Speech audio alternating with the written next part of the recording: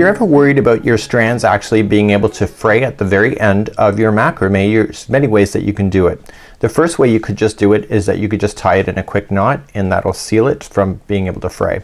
Now the Bernat maker that you see here will not fray anyway, but this is just an example. So once you have it there, therefore it will not fray beyond that moment, and then you can just safely trim, and then when you're done with the project you can just trim that completely out and gone. Another option you have is that you can literally tape your piece.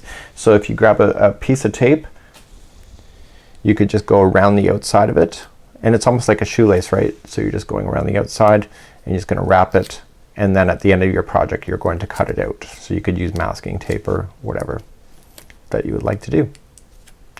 And when you're satisfied with it, you can just get rid of the extra tape. Now if you're using macrame cord that is actually poly based like plastic, what you can do is take a lighter and just heat it up, and it will melt, and then just don't want to burn it forever, but it'll melt onto itself, and therefore all the plastic fibers will be able to stick together as well, and then you will not have fraying. So if you have a fraying issue, this is one way to be able to solve the issue.